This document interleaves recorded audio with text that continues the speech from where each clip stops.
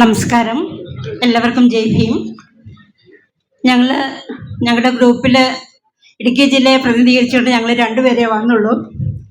എങ്കിലും ഞങ്ങളുടെ ചർച്ച വളരെ ഗംഭീരമായിരുന്നു. അതിന് ഞങ്ങളുടെ ആൾ കുറവായതുകൊണ്ട് ഞങ്ങൾ തിരുവനന്തപുരത്ത് നിന്ന് ഒരാളെ കടമെടുത്തിട്ടുണ്ട്. ഞങ്ങളുടെ ബൈജു സാറാണ് ഞങ്ങളുടെ ഇടുക്കി ജില്ലയുടെ എഞ്ചിനീയർ കോളേജിലെ പ്രിൻസിപ്പൽ ഇൻചാർജാണ്. അദ്ദേഹത്തിൻ്റെയും കൂടി സപ്പോർട്ടോടുകൂടിയാണ് ഞങ്ങൾ ഞങ്ങളുടെ ആശയങ്ങളൊന്ന് പങ്കുവച്ചത്. അതിലേറ്റവും പ്രധാനമായിട്ടും മെമ്പർഷിപ്പ് തന്നെയാണ്. ഞങ്ങൾക്ക് മെമ്പർഷിപ്പ് കുറച്ചെടുത്തെങ്കിലും ആരും പ്രവർത്തിക്കാനൊന്നും വരുന്നില്ല. സത്യത്തിൽ ഞങ്ങൾ 3 പേര്, ഞാനാണ് സെക്രട്ടറി, പ്രസിഡന്റ്, ഒരു ജോയിന്റ് സെക്രട്ടറി. ഞങ്ങൾ 3 പേരും താമസിക്കുന്നത് ഏകദേശം 60 കിലോമീറ്റർ വ്യത്യാസത്തിലാണ്. അപ്പം ഞങ്ങൾക്ക് ഒരുമിച്ച് കൂടാനൊന്നും സാധിക്കുന്നില്ല. ഫോണിലൂടെയാണ് പ്രവർത്തനങ്ങൾ മുഴുവൻ നടത്തിയിരുന്നത്. എങ്കിലും ഒരു സന്തോഷ വർത്തമാനം നിങ്ങളെ അറിയിക്കുകയാണ്. വളരെ അഭിമാനത്തോടു കൂടി 2-3 പേരുടെ പ്രവർത്തനം കൊണ്ട് 35 പേരെ കൊണ്ട് കൂപ്പൺ എടുപ്പിച്ചു എന്നുള്ളതാണ് ഞങ്ങൾക്കൊരു സന്തോഷ വർത്തമാനം പറയാനുള്ളത്. അപ്പം മെമ്പർഷിപ്പ് ക്യാമ്പയിൻ ശക്തിപ്പെടുത്തണം എന്നൊരു തീരുമാനമാണ് വരുന്നത്. അതിന് സംസ്ഥാന കമ്മിറ്റിയുടെ നേതൃത്വത്തിൽ ഓൺലൈൻ ക്ലാസ്സുകൾ, പഠന ക്ലാസ്സുകൾ സംഘടിപ്പിക്കണം എന്ന് ഒരു ആശയം വന്നിട്ടുണ്ട്. രണ്ടാമത് SC/ST വിദ്യാർത്ഥികളുടെ ഗ്രാൻറ്റുമായി ബന്ധപ്പെട്ടാണ്. അതായത് ഇടുക്കി ജില്ല പോലെയുള്ള സ്ഥലങ്ങളിൽ ഗവൺമെൻറ് ഹോസ്റ്റലുകൾ വളരെ കുറവാണ്. അപ്പോൾ പ്രൈവറ്റ് ഹോസ്റ്റലുകളിലാണ് കുട്ടികൾ കൂടുതൽ താമസിക്കുന്നത്.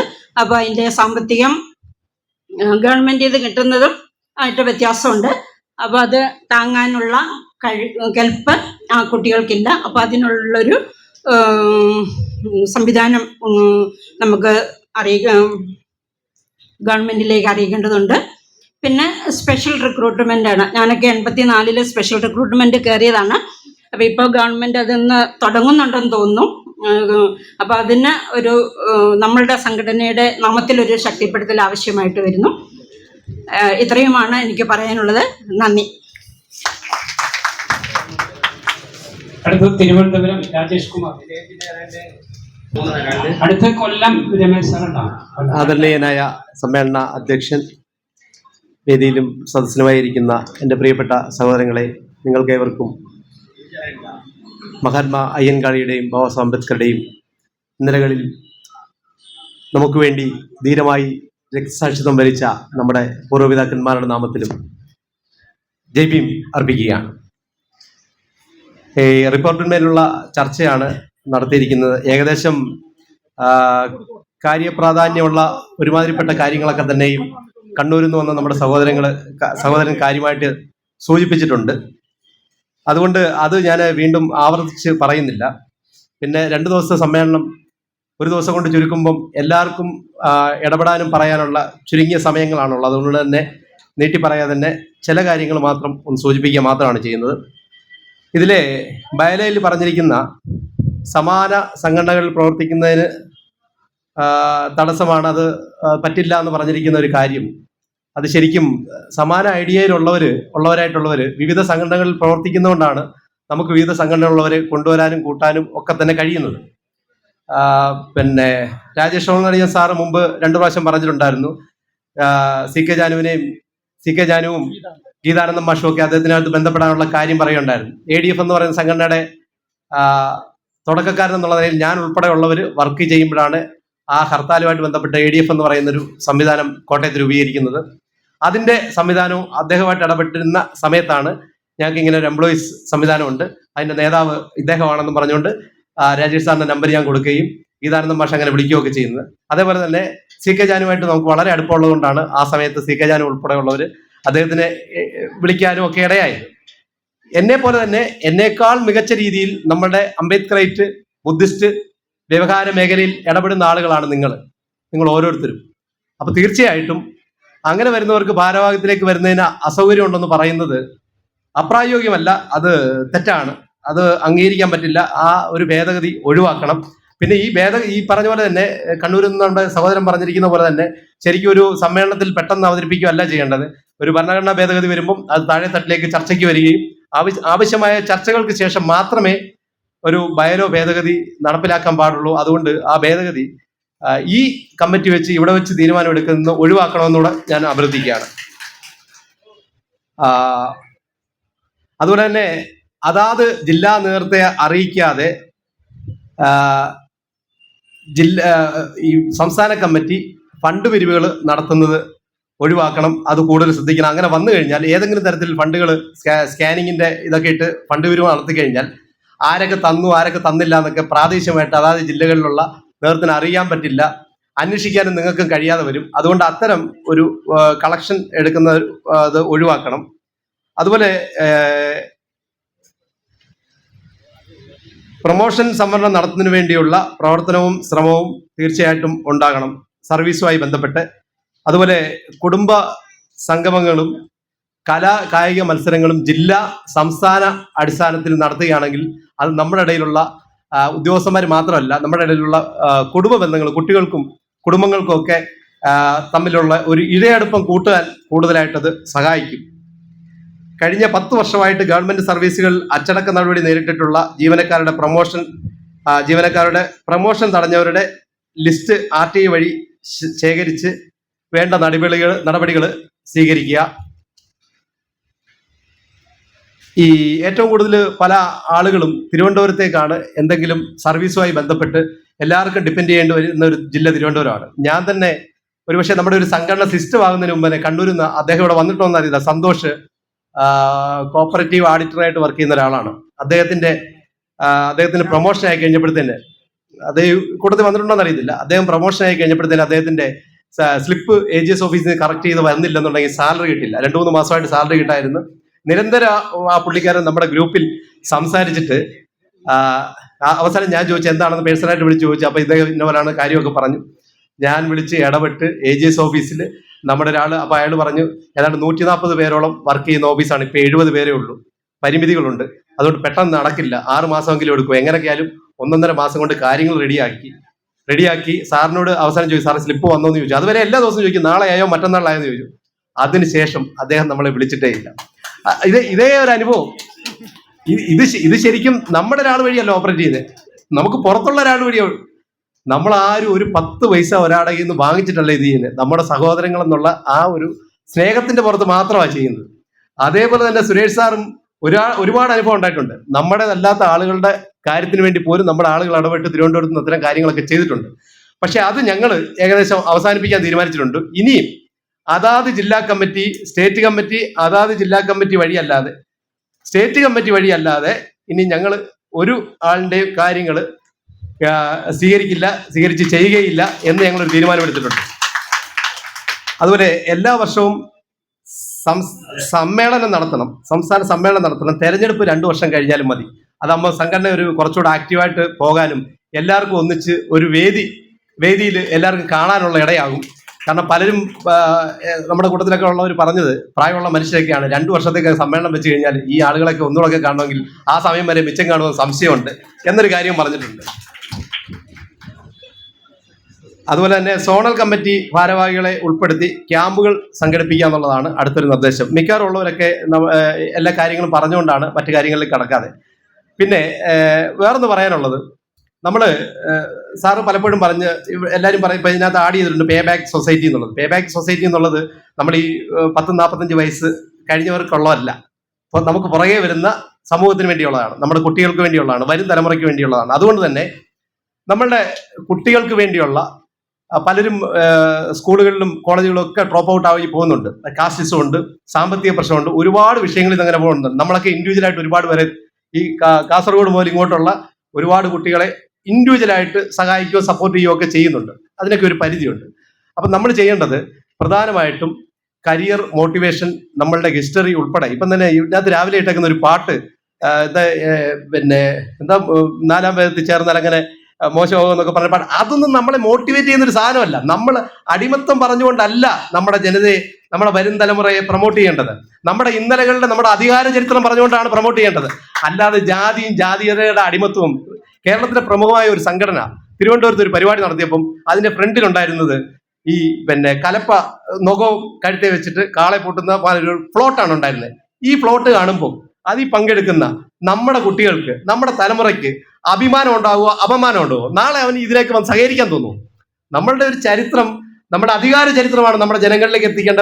ആത്മാഭിമാനം ഉണ്ടാകുന്ന ഒരു തോട്ടാണ് അവൻ ഇട്ടുകൊടുക്കേണ്ടത്. അതുകൊണ്ട് തീർച്ചയായിട്ടും നമുക്ക് പറയാൻ പറ്റുന്നത് നമ്മളുടെ ഇന്നലകളിലെ പ്രൗഢോജ്ജലമായ നമ്മുടെ ഒരു ഹിസ്റ്ററി ആയിരിക്കണം ഏത് തരത്തിലും നമ്മൾ അവതരിപ്പിക്കേണ്ടിയിരിക്കുന്നത്. ഈ കുട്ടികൾക്ക് വേണ്ടി പരമാവധി മോട്ടിവേഷൻ കരിയർ ക്ലാസ്സുകൾ കൊടുത്തു കഴിഞ്ഞാൽ ഇന്ന് നമ്മുടെ കോളനികൾ എന്ന് പറഞ്ഞാൽ വളരെ മോശപ്പെട്ട അവസ്ഥയാണ്. ഞാൻ കുറ്റം പറയുകയല്ല, പലപ്പോഴും നമ്മൾ ഒരു തരത്തിലല്ല വേറെ തരത്തിൽ ഈ ഉണ്ടായി വരുന്ന ഒരു തലമുറ എന്ന് പറഞ്ഞാൽ മദ്യത്തിനും മയക്കുമരുന്നും, ഇന്നലെ കഞ്ചാവ് മാത്രമല്ല, ഇപ്പൊ കഞ്ചാവൊന്നുമില്ല, രാസലഹരി കേട്ടിട്ടില്ലാത്ത രീതി കഴിഞ്ഞ 10 വർഷമായിട്ട് വളരെ മോശം അവസ്ഥയിലേക്കാണ് നമ്മുടെ തലമുറകളും നമ്മുടെ കോളനി ഏരിയകളും മറ്റു സമൂഹം രണ്ടാമതേ നശിക്കത്തുള്ളൂ. ആദ്യം നശിക്കുന്നത് നമ്മളായിരിക്കും. അപ്പൊ അതുകൊണ്ട് ഈ കോളനി മേഖലകളിലൊക്കെ പരമാവധി സമുദായ സംഘടന നമ്മൾ മാത്രം ഇറങ്ങിച്ചെന്ന് പറഞ്ഞു കഴിഞ്ഞാൽ, ചിലപ്പോൾ ഒരു ഉദ്യോഗസ്ഥൻ മാത്രം ഇറങ്ങിച്ചെന്ന് പറഞ്ഞു കഴിഞ്ഞാൽ നമ്മുടെ ആളുകൾ കേൾക്കത്തില്ല. അതാത് ഏരിയയിലുള്ള ജാതി സംഘടന നേതാക്കന്മാരെ കൂട്ടിക്കൊണ്ട് വിദ്യാഭ്യാസ ക്യാമ്പുകളും മോട്ടിവേഷൻ കരിയർ ക്യാമ്പുകൾ സംഘടിപ്പിച്ചുകൊണ്ട് നമ്മുടെ ഓരോ കോളനികളിലും ഇന്ന് എത്രമാത്രം മോശവൽക്കരിച്ച് ഇരിക്കുന്നോ അതിനപ്പുറത്തേക്ക് സാംസ്കാരിക കേന്ദ്രങ്ങളാക്കി മാറ്റുവാനുള്ള ഒരു തീരുമാനത്തിലേക്ക് നമ്മുടെ സംഘടന മുന്നോട്ട് വന്നത് തയ്യാറാകണമെന്നുള്ള ഒരു കാര്യം പറയാനുള്ളത്. മറ്റൊന്ന്, നമ്മളുടെ സംഘടനയുടെ പേര് മാറ്റിയിട്ട് അംബേദ്കറൈറ്റ് എന്നൂടെ ആക്കിയിട്ടുണ്ട്. അംബേദ്കറൈറ്റ് എന്ന് പറഞ്ഞാൽ എന്താണ്? അംബേദ്കറുടെ ആശയങ്ങൾ ഉൾക്കൊള്ളുന്ന മറ്റുള്ള ആളുകളിലേക്ക് എത്തിക്കുന്ന ഒരു സമൂഹം. നമ്മൾ ഉദ്യോഗസ്ഥന്മാരാണ്, നമ്മൾ ജാതി സംഘടനാ നേതാക്കന്മാരല്ല, സമൂഹത്തിലെ വിദ്യാഭ്യാസം ഇല്ലാത്ത ബോധമില്ലാത്ത ആളുകളല്ല. അതുകൊണ്ട് തന്നെ അംബേദ്കറുടെ ആശയങ്ങൾ എത്തിക്കാനുള്ള ഒരു ചാലക ശക്തിയായിട്ട് നമ്മൾ മാറണം.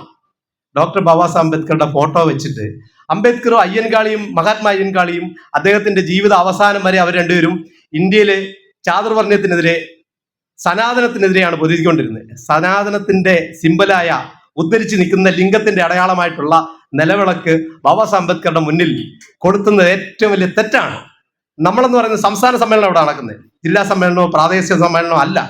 മോന്തായം വളഞ്ഞാൽ മൊത്തം വളയും.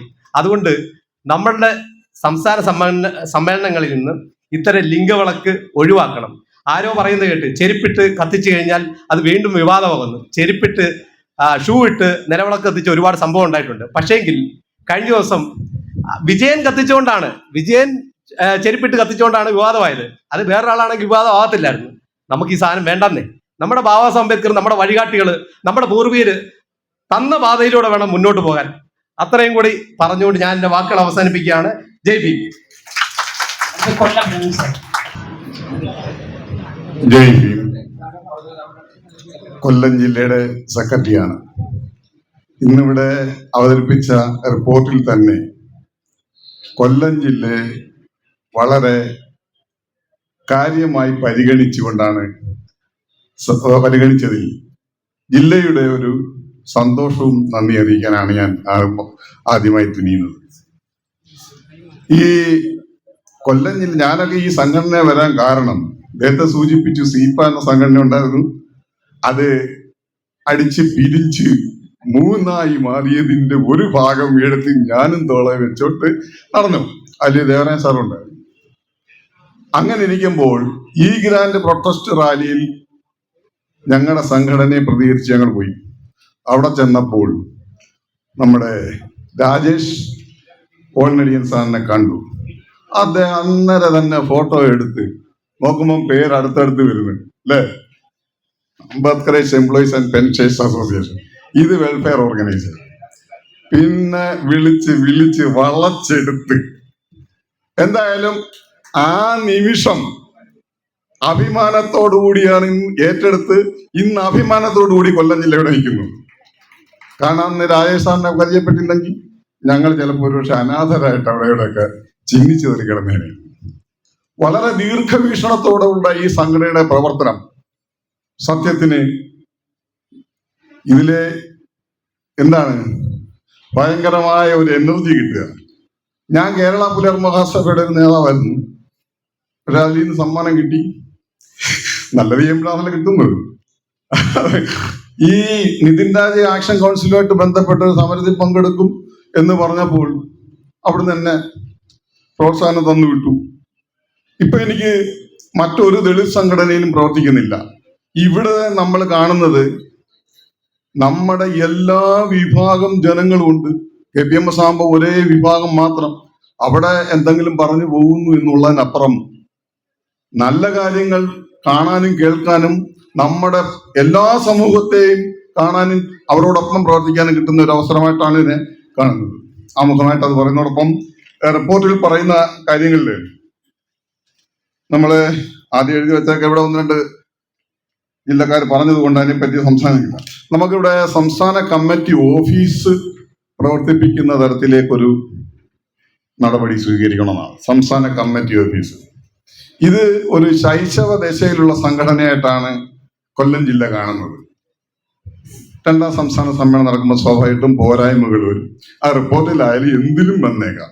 പക്ഷെ കൂടുതൽ കാലം കഴിയും തോറും പ്രൊഫഷണൽ ടച്ചോടുകൂടി നമുക്ക് മുന്നേറാനുള്ള ഒരു പ്രവർത്തനം നടത്തിക്കൊണ്ടു. പിന്നെ അതുപോലെ തന്നെ നമുക്ക് യൂത്ത് വിങ്, വനിതാ വിങ് ഒക്കെ വേണം. കാരണം അവർക്ക് ഈ നേതൃശേഷിയെ ഈ യൂത്ത് വിങ്ങുകാരുണ്ടെങ്കിൽ അവരെ പിൻതലമുറ, നമ്മുടെ രാജേഷ് സാറ് പറഞ്ഞ പോലെ 2 കൊല്ലം കഴിഞ്ഞ് കണ്ടില്ലെങ്കിൽ എന്ത് ചെയ്യും? അപ്പം പുതിയ ആൾക്കാരെ വളർത്തിക്കൊണ്ടുവരാൻ, നേതൃത്വത്തിലേക്ക് കൊണ്ടുവരാൻ ഈ യൂത്ത് വിങ്ങുകാർ ഉണ്ടെങ്കിൽ അവരെ പഠിപ്പിച്ച് ക്രമേണ കൊണ്ടുവരാൻ കഴിയുന്ന ഒരു ഭാഗത്തേക്ക് വരും എന്നുള്ളതാണ് പറയുന്നത്. പിന്നെ നമുക്ക് ഇരിക്കുന്നതിന് മുമ്പ് കാല് നീട്ടണമെന്ന് ഒക്കെ നമ്മൾ ആഗ്രഹിക്കും. അപ്പൊ ക്രമേണ എയ്ഡഡ് മേഖലയിൽ നമ്മുടെ പ്രസ്ഥാനത്തിന്, സംഘടനയ്ക്ക്, സ്ഥാപനങ്ങൾക്കടുത്തിലേക്ക് പോകണമെന്നുള്ളതാണ്. പിന്നെ അതുപോലെ തന്നെ നമ്മളെന്തോ ഈ അടുക്കഴിഞ്ഞ ഞങ്ങളുടെ ഒരു ഗ്രൂപ്പില് ഈ റവന്യൂ വകുപ്പ് മന്ത്രിയാണ് ഉദ്ഘാടനം ചെയ്യുന്നത് അറിഞ്ഞുകൊണ്ട് ആ റവന്യൂ വകുപ്പിൽ ജോലി ചെയ്യുന്ന ഒരാള് വളരെ പരിതാപകരമായി പറഞ്ഞ് ഞങ്ങള് 10 ടെസ്റ്റ് പാസ്സാകണം, ഞങ്ങൾക്ക് ടെസ്റ്റ് എക്സംഷൻ വേണം എന്നൊക്കെ. അപ്പൊ അതൊരു പറയുമ്പം തന്നെ എനിക്ക് തന്നെ ഞാനത് ചോദിച്ചു, 10 ടെസ്റ്റ് പാസ്സാവണം എന്ന് പറയുമ്പം ഇവരാരും ചെറുപ്പത്തിൽ ടെസ്റ്റ് പാസ്സാകാതെ വയസ്സ് ചെല്ലുമ്പോൾ പാസ്സാകും നോക്കും. അതിന്റെ പോരായ്മ ഉണ്ടാവും. എന്നാലും അവരുടെ പ്രശ്നങ്ങളൊക്കെ ഒന്ന് പരിഹരിക്കാൻ വേണ്ടി ആരെങ്കിലും സമീപിക്കുകയാണെങ്കിൽ സഹായിക്കണമെന്നുള്ളതാണ്. പിന്നെ നമ്മൾ ഒരുപാട് പരാതികളും നിവേദനങ്ങളും ഒക്കെ നമ്മുടെ അധികാരികൾക്ക് കൊടുക്കും. പക്ഷെ അതിനൊരു ഫീഡ്ബാക്ക് വേണം. കാരണം അത് എത്രത്തോളം ഫലപ്രദം ആയി എന്നുള്ളതിനെ കുറിച്ചൊക്കെ നമുക്കൊരു കണക്ക് വേണം. അത് സക്സസ് ആയോ നോക്കണം. പിന്നെ അതുപോലെ തന്നെ ഇവിടെ നമ്മുടെ സഹായം മേടിച്ചു വരുന്നവർ, ഇവിടെ കൊല്ലം ജില്ലയിൽ നിന്ന് സഹായം മേടിച്ചവരുണ്ട്, അവരാരും സംഘടനയെ തിരിഞ്ഞു നോക്കുന്നില്ല. അപ്പൊ അങ്ങനെ വരുമ്പോൾ അതിനും ഒരു നല്ലൊരു സംവിധാനം എന്തെങ്കിലും ഏർപ്പെടുത്തണം എന്നുള്ളതാണ്.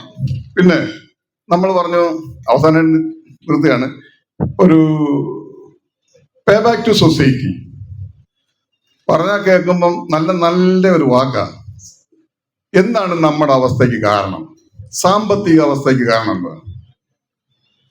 നമ്മുടെ ചെറുപ്പക്കാര്, പ്രായമുള്ളവരും എല്ലാവരും ഇന്ന് ഫേസ്ബുക്ക്, വാട്സാപ്പ്, ഇൻസ്റ്റയിലൊക്കെ മണിക്കൂറുകളോളം ചെലവഴിക്കുന്നു. ഫിനാൻഷ്യൽ ലിറ്ററസി അക്കാഡമി എന്ന് പറയുന്ന ഒരു പ്രസ്ഥാനത്തിന്റെ സ്റ്റേറ്റ് കോർഡിനേറ്ററാണ്. അതിന്റെ ഡയറക്ടർ നമ്മുടെ സംസ്ഥാന പ്രസിഡന്റ് ഒരു സുഹൃത്താണ്, നാട്ടുകാരനാണ്.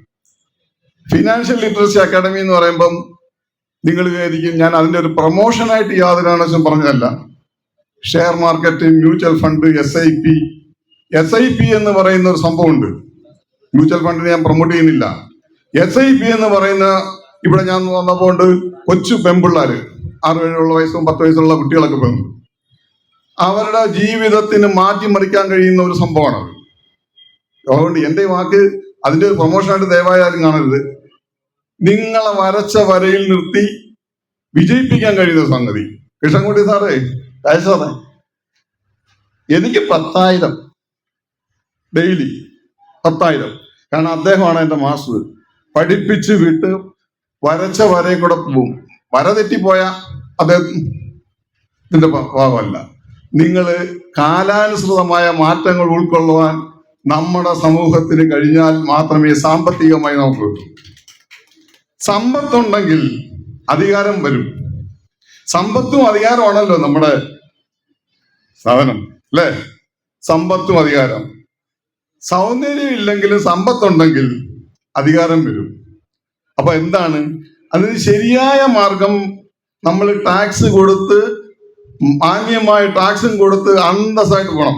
ഞങ്ങളുടെ സംഘടനയ്ക്ക് ആ ഫിനാൻഷ്യൽ ലിറ്ററസി അക്കാഡമിയുടെ ലക്ഷ്യം 2030 500 പട്ടികവർഗക്കാരെ ഇൻകം ടാക്സ് കൊടുക്കുന്നവരാക്കി മാറ്റാൻ പോവുക. ദീർഘവീക്ഷണത്തോടെ. അതിന് കുറെ ചീത്തവിടെ കേൾക്കുന്നുണ്ട്, ഇച്ചിരി കാശ് പോകുമ്പോൾ ഉടനെ കരയും. അത് വഴിമാറിപ്പോയതുകൊണ്ടാണ്. അതുകൊണ്ട് നിങ്ങൾ ശരിയായ മാർഗത്തിലൂടെ പഠിക്കുക. ഞങ്ങളോട് പഠിക്കണം എന്നല്ല പറഞ്ഞത്. പഠിച്ചു വന്നാൽ നിങ്ങളുടെ വീട്ടിലെ ദാരിദ്ര്യം മാറ്റാൻ നിങ്ങൾക്കൊരു വരുമാനം നേടാനുള്ള അവസരമുണ്ട്. തീർച്ചയായും ഇത്ര മാത്രം. പിന്നെ റിപ്പോർട്ടും വരവിലും അണക്കും എല്ലാം അംഗീകരിച്ചു. പിന്നെ ഇതിനകത്ത് നമ്മുടെ അദ്ദേഹം അവതരിപ്പിച്ച ഒരു സാറേ ഭയങ്കര ദീർഘവീക്ഷണത്തോടെ നടത്തിയൊരു സംഭവം എന്താണ്, ഇൻക്ലൂസീവ് പൊളിറ്റിക്സും സോണൽ കമ്മിറ്റിയുടെ ഒക്കെ ഒരു വിപുലീകരണം. തീർച്ചയായും കൊല്ലം ജില്ല ഇനിയിപ്പം ആഗ്രഹിക്കുന്ന ഒരു കാര്യം എന്ന് പറയുന്നത്,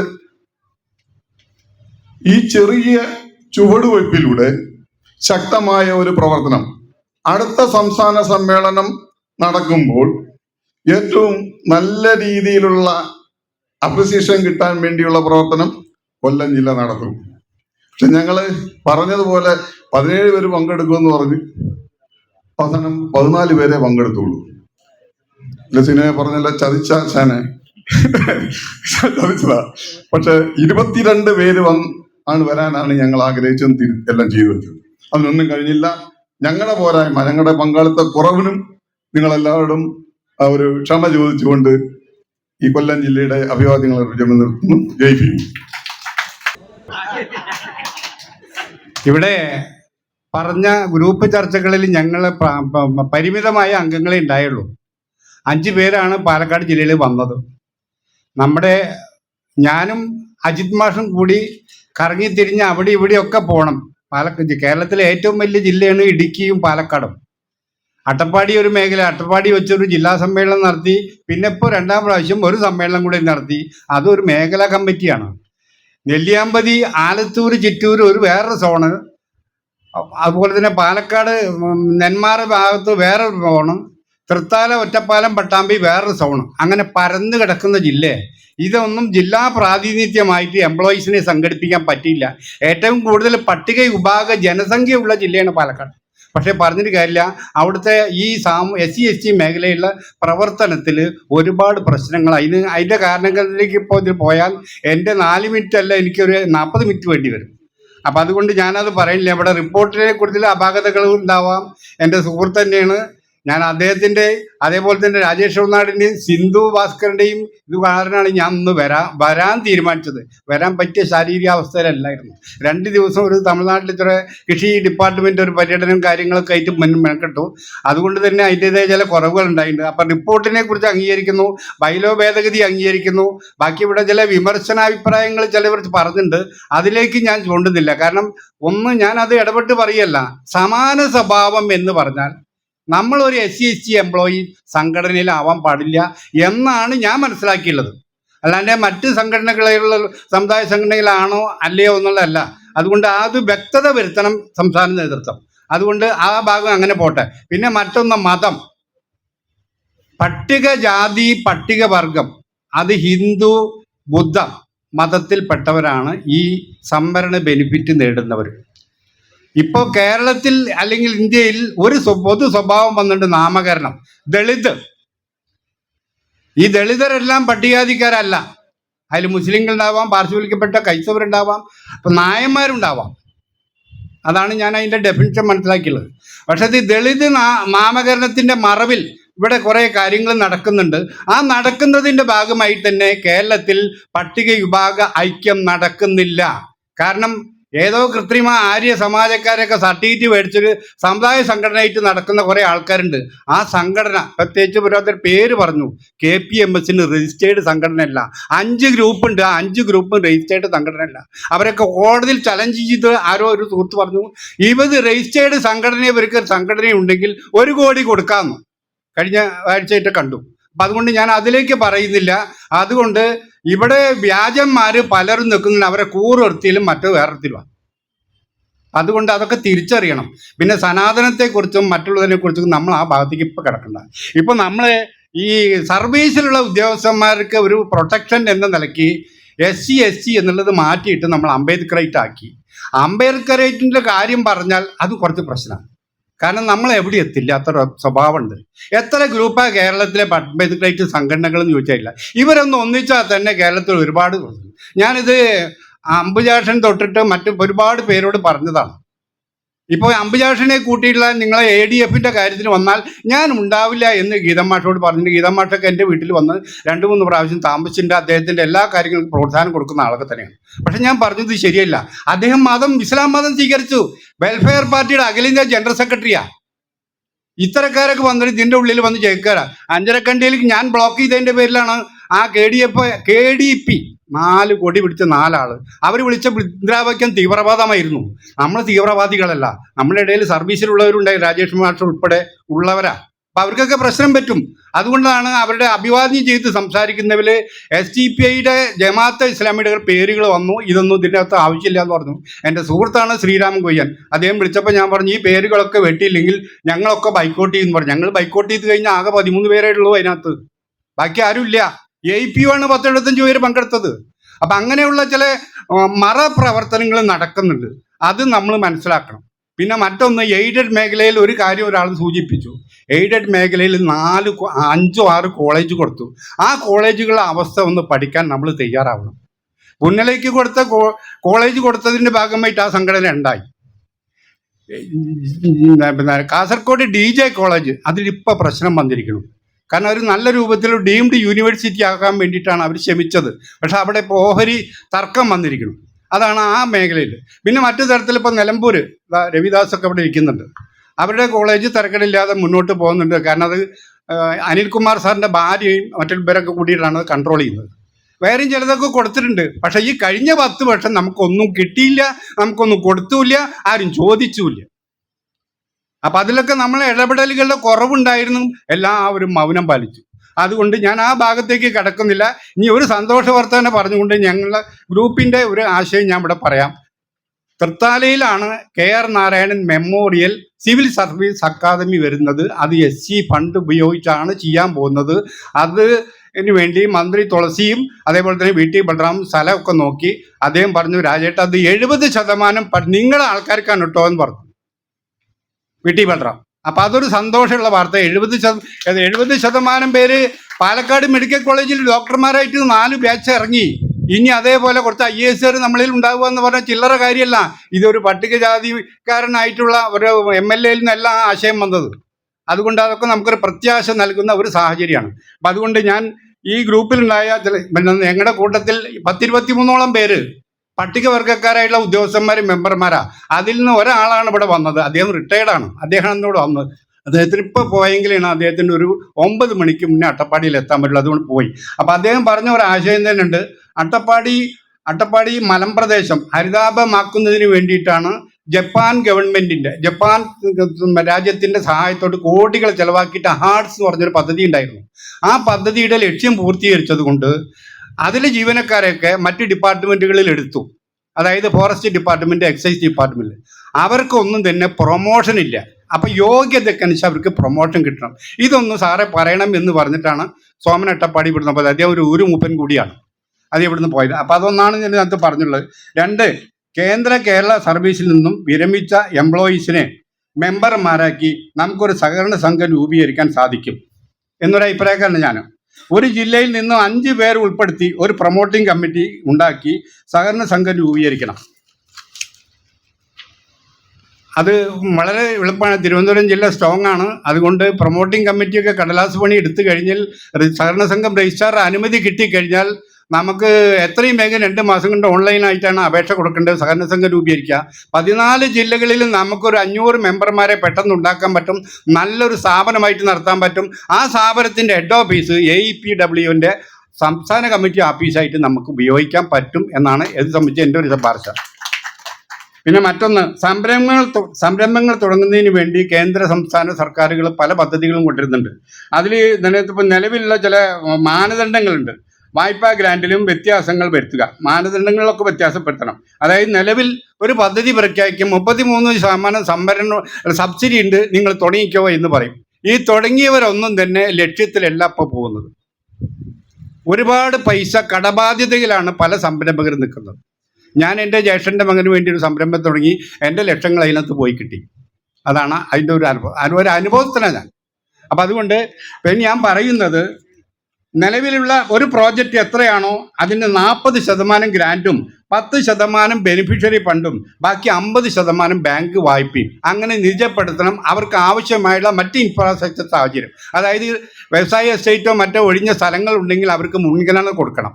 അങ്ങനെ സംരംഭങ്ങൾക്ക് വേണ്ടിയിട്ട് നമുക്കൊരു പദ്ധതി. ഇതൊക്കെ എന്താ പ്രശ്നമോ, നമ്മുടെ പട്ടികജാതി വികസന വകുപ്പിൽ ഒരു പ്ലാനിംഗ് ബോർഡ് വിഭാഗമുണ്ട്. അവിടെ നമ്മുടെ ഇടപെടൽ നടക്കണം. അപ്പോഴാണ് ഇതൊക്കെ മാറ്റപ്പെടുത്തുള്ളൂ. അതാണ് അതിലൊന്ന് പറയാനുള്ളത്. മറ്റൊന്ന്, പട്ടികജാതി പട്ടികവർഗ വികസന വകുപ്പിൻ്റെ അഡ്വൈസറി ബോർഡിൽ ഒരു അഡ്വൈസറി ബോർഡുണ്ട്. എല്ലാ ഉപദേശങ്ങളും കൊടുക്കുന്നതാണ്. എപ്പോഴാണ് കൂടുന്നത്, ആരാ കൂടുന്നതെന്ന് അറിയില്ല, ചിലരെയൊക്കെ എനിക്കറിയാം. അപ്പോൾ ആ അഡ്വൈസറി ബോർഡിൽ AEPWയ്ക്ക് ഒരു പ്രാതിനിധ്യം ലഭിക്കണമെന്ന് സംസ്ഥാന ഗവൺമെൻറ്റിലോട്ട് ആവശ്യപ്പെട്ടാൽ ലഭിക്കുന്നതാണ്. ആ അഡ്വൈസറി ബോർഡിൽ പങ്കെടുക്കുന്ന ആൾക്ക് നമ്മുടെ AEPൻ്റെ പ്രതിനിധി റിട്ടയർഡ് ആയിട്ട് ഒരാളുടെ പേര് കൊടുത്താൽ മതി. അതിനുള്ള ഒരു ഉത്തരവുണ്ടാക്കണം. ഉത്തരവുണ്ടാക്കാൻ വലിയ പ്രയാസമില്ല, നമുക്ക് അതിൽ ഇടപെടാം എന്നാണ് എൻ്റെ അഭിപ്രായം. മറ്റ് 6, എയ്ഡഡ് വിദ്യാഭ്യാസ മേഖലയിലെ പട്ടിക വിഭാഗങ്ങൾക്ക് സംവരണം ലഭ്യമാക്കാൻ സുപ്രീം കോടതിയിൽ നിയമ പോരാട്ടം നടത്തുന്നത് SC/ST ആനുപാതിക പ്രാതിനിധ്യ പ്രക്ഷോഭ സമിതിയാണ്, APPS. അതിന് വേണ്ടിയിട്ട് ഒരുപാട് 2 സുപ്രീം കോടതി വക്കീൽമാരെ വെച്ചിട്ടുണ്ട്. അവർക്കൊക്കെ ലക്ഷങ്ങളാണ് ഫീസ് കൊടുക്കേണ്ടത്. അതിലേക്ക് നമ്മുടെ സംഘടനയോടും നമ്മളൊരു സഹായം കൊടുക്കാൻ വേണ്ടി പറഞ്ഞിരുന്നു, ഇതുവരെ കൊടുത്തിട്ടില്ല. ഒരു ജില്ലയിൽ നിന്ന് 1000 രൂപ വെച്ച് വീട്ടാൽ 14 ജില്ലയിലും 14,000 രൂപയെങ്കിലും കൊടുക്കാൻ പറ്റും. അതിലേക്ക് ഇപ്രാവശ്യമെങ്കിലും AEPയുടെ സംസ്ഥാന നേതൃത്വം ഒരു തീരുമാനം ഉണ്ടാക്കി എന്തെങ്കിലും ഒരു കൈത്താങ്ങ് കൊടുക്കണം എന്നൊരു അഭിപ്രായം കൂടി വെക്കുന്നു. ബാക്കിയൊന്നും നമുക്ക്, ഞാൻ എന്നെ സംബന്ധിച്ചോളം പറയുകയാണെങ്കിൽ മരിച്ചുപോയ ബാലകൃഷ്ണൻ സാർ മറ്റൊന്ന് പറഞ്ഞത് വിദ്യാർത്ഥി വിഭാഗമാണ്. 14 ജില്ലകളിലും 10 വിദ്യാർത്ഥികളെ വീതം പങ്കെടുപ്പിച്ച്, വിദ്യാർത്ഥികളെ മാത്രമല്ല യുവാക്കളെയും പങ്കെടുപ്പിച്ചുകൊണ്ട് ഒരു സംഘടനയ്ക്ക് രൂപം നൽകണം. കാരണം ഇപ്പോൾ ഇവിടെ ഇരിക്കുന്നവരൊക്കെ 60 വയസ്സിൻ്റെ മേലെയുള്ളവരാണ് 90% പേര്. ഈ യുവജന വിദ്യാർത്ഥി വിഭാഗങ്ങൾ ആകർഷിക്കപ്പെടുന്നില്ല. അവരെ ഇഷ്യൂ ഉണ്ടാകുമ്പോൾ, അഞ്ചരക്കണ്ടി ഇഷ്യൂ ആവട്ടെ എന്താവട്ടെ, ഇതൊന്നും ഞങ്ങൾക്ക് ബാധകമല്ല എന്ന് പറഞ്ഞിട്ടാണ് ഇപ്പോഴത്തെ നമ്മുടെ കുട്ടികൾ, നമ്മുടെ ഒക്കെ മക്കൾ പോകുന്നത്. അപ്പോൾ അതിലേക്കൊരു മാറ്റം വരണമെങ്കിൽ വിദ്യാർത്ഥി യുവജന വിഭാഗത്തെ 14 ജില്ലകളാകുമ്പോൾ 140 കുട്ടികളെയും 140 യുവാക്കളെയും പങ്കെടുക്കാൻ പറ്റുമോ? അടുത്തൊരു ജനറേഷൻ നമുക്ക് കിട്ടും. ഒന്നുകിൽ 4 മുദ്രാവാക്യെങ്കിലും അവർ പഠിച്ചോളല്ലോ 4 കൊല്ലം കൊണ്ട്. അങ്ങനെ ഒരു സാധനം പഴയ KHSF കല്ലറ സുകുമാർ സാറിൻ്റെ അദ്ദേഹം നേതൃത്വം നൽകുന്ന KHFൻ്റെ ഒപ്പം തന്നെ ഉണ്ടായതാണ് KHSF. അതിൻ്റെ ഒരു സംസ്ഥാന നേതാവാണ് ഈ ഇരിക്കുന്നത്. അതുകൊണ്ട് ആ ഒരു സംഘടനയ്ക്ക് കൂടി നേതൃത്വം നൽകാൻ ഈ AEPWO സംസ്ഥാന നേതൃത്വത്തിന് കഴിയട്ടെ എന്ന് ആശംസിച്ചുകൊണ്ട് ഒരിക്കൽ കൂടി പാലക്കാട് ജില്ലയുടെ പേരിൽ ഇവിടുത്തെ പങ്കെടുത്ത എല്ലാ പ്രതിനിധികൾക്കും അഭിവാദ്യം ചെയ്യുന്നു. ഒരു കാര്യം കൂടെ പോട്ടെ, ഞാൻ ഇദ്ദേഹത്തിൻ്റെ രാജൻ സാറിനെ നേരിട്ടിട്ട് ബന്ധപ്പെട്ടിരുന്നു, വിളിച്ചിരുന്നു. അത് തൃശ്ശൂർ ജില്ലയിൽ തൃശ്ശൂർ ടൗൺ ഹാളിൽ ഇതിനേക്കാൾ കൂടുതൽ ജനങ്ങൾ പങ്കെടുത്തിട്ടുണ്ടെന്നാണ് ഞാൻ മനസ്സിലാക്കുന്നത്. അല്ലേ കുത്തിരാം സാറേ? ആ സംസ്ഥാന സമ്മേളനത്തിൽ ആവേശം കണ്ട് ഞാൻ ഏഷ്യാനെറ്റ് ന്യൂസ് കണ്ടിട്ടാണ് ഞാൻ അദ്ദേഹത്തിൻ്റെ നമ്പർ കളക്ട് ചെയ്ത് വിളിച്ചത്. അദ്ദേഹത്തിൻ്റെ അതേ പാതയിലൂടെ നമുക്കിത് പോകണം. മറ്റ് താല്പര്യങ്ങളൊക്കെ പോട്ടെ, അംബേദ്കറിസ് ആവട്ടെ എന്തോ ആവട്ടെ, നമ്മളൊന്ന് കക്ഷി രാഷ്ട്രീയത്തിന് അതീതമായിട്ട് കുറച്ച് എംപ്ലോയീസും സംഘടിപ്പിച്ചാൽ ഇവിടെ ഒരുപാട് മാറ്റം ഉണ്ടാവും കേരളത്തിൽ. അതിൻ്റെ ചില പ്രത്യാശാ പ്രതികരണങ്ങളാണ് രാജേഷ് മാട്ട് ഇവിടെ പറഞ്ഞത്. അതിലേക്ക് ഇത് ഉപകരിക്കട്ടെ എന്നുകൂടി ഒരിക്കൽ കൂടി അഭിവാദ്യം ചെയ്തുകൊണ്ട് എൻ്റെ വാക്കു ചുരുക്കുന്നു. കാസർഗോഡ് നിന്ന് ബാലകൃഷ്ണൻ.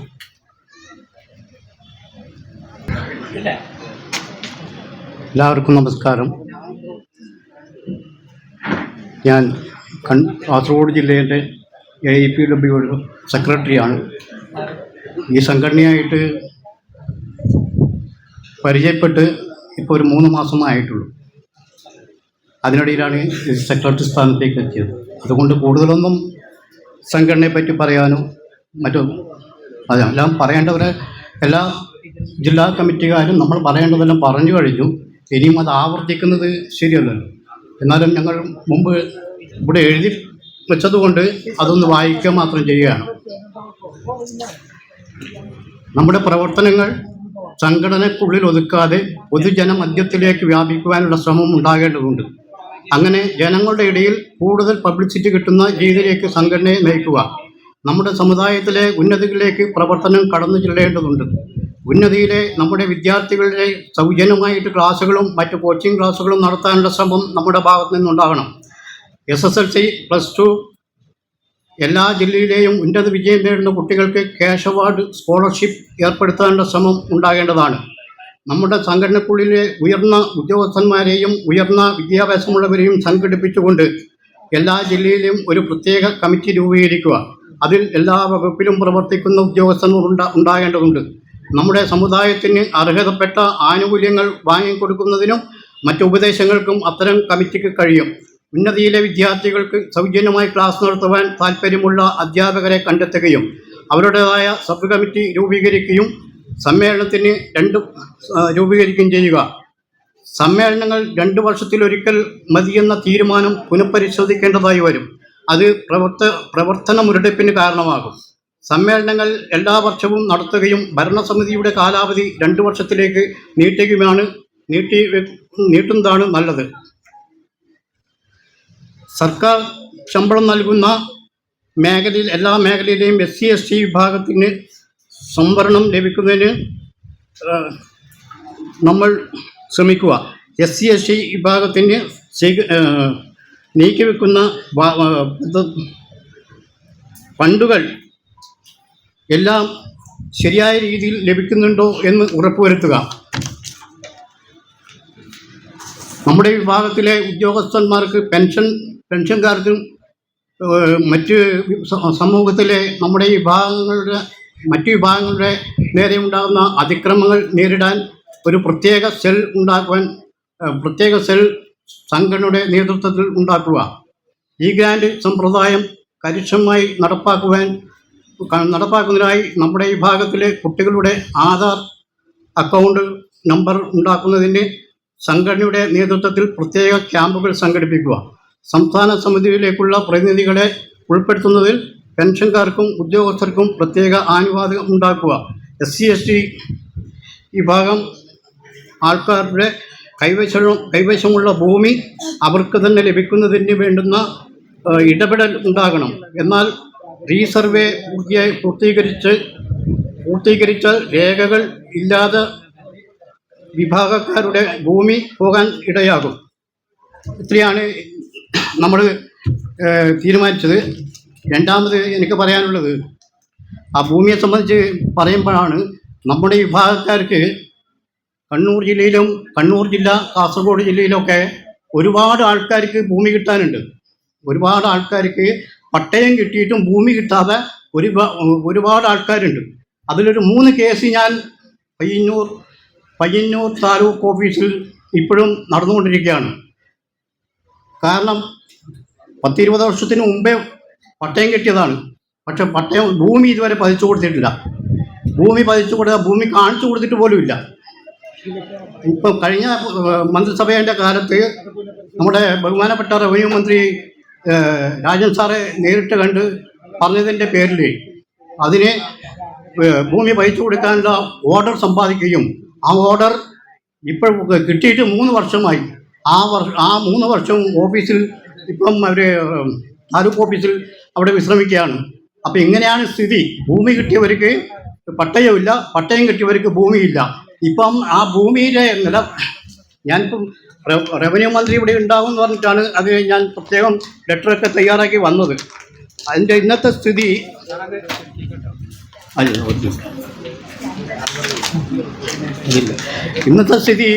അത് കല്ല് വെട്ടി കുഴിയാക്കി വെച്ചിരിക്കുകയാണ് ആ സ്ഥലം. പക്ഷേ ആ പാർട്ടിക്ക് കാണിച്ചു കൊടുക്കുന്നില്ല. കാരണം അതിന് വില്ലേജ് ഓഫീസിൽ അവർക്ക് കൂടി അതിന് ഉത്തരവാദിത്വമുണ്ട്. വില്ലേജ് ഓഫീസ് കൂടി അറിഞ്ഞുകൊണ്ടാണ് ഇത്തരം കാര്യങ്ങൾ ചെയ്യുന്നത്. ഇതിലാരെങ്കിലും വില്ലേജ് ഓഫീസിൽ ജോലി ചെയ്യുന്നുണ്ടോ അല്ല റവന്യൂ ഡിപ്പാർട്ട്മെൻറ്റ് ജോലി ചെയ്യുന്നുണ്ടോ എന്നറിയില്ല. പക്ഷേ ഏറ്റവും അധികം വഞ്ചിക്കപ്പെടുന്നത് ഈ വില്ലേജ് ഓഫീസിലെ ഉദ്യോഗസ്ഥന്മാരെ കൊണ്ടാണ്. മന്ത്രിസഭയോ അല്ലെങ്കിൽ ഗവൺമെൻറ്റിനോ കുറ്റം പറഞ്ഞിട്ട് കാര്യമില്ല. നമ്മുടെ ഉദ്യോഗസ്ഥന്മാരാണ് ഇതിൻ്റെ പിന്നിലുള്ള പ്രവർത്തനം നടത്തുന്നത്. നമുക്ക് സമുദായത്തിന് കിട്ടുന്ന എല്ലാ ആനുകൂല്യങ്ങളും കൊടുക്കാതിരിക്കാൻ മാക്സിമം ശ്രമിക്കുന്നത് ഉദ്യോഗസ്ഥന്മാരാണ്. നമ്മുടെ ഒരു ഉദ്യോഗസ്ഥ സംഘടന ആയതുകൊണ്ട് കൂടുതൽ പറയാൻ ഉദ്ദേശിക്കുന്നില്ല. നമസ്കാരം. അടുത്ത പത്തനംതിട്ട രാമചന്ദ്രൻ കെ.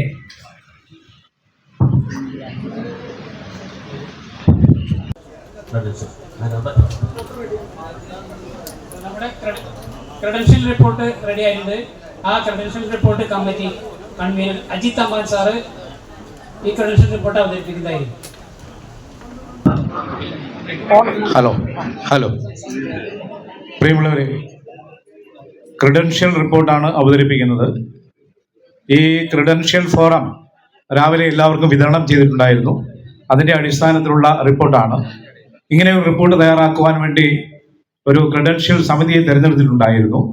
അതിനകത്ത് പ്രസന്ന മാഡം, പത്തനംതിട്ട ജില്ലയിലെ പ്രസന്ന മാഡം, പിന്നെ കൊല്ലം ജില്ലയിലെ മധു ദശരഥൻ സാറും പിന്നെ ഞാനുമാണ് അതിൻ്റെ ചുമതലയിൽ ഉണ്ടായിരുന്നത്.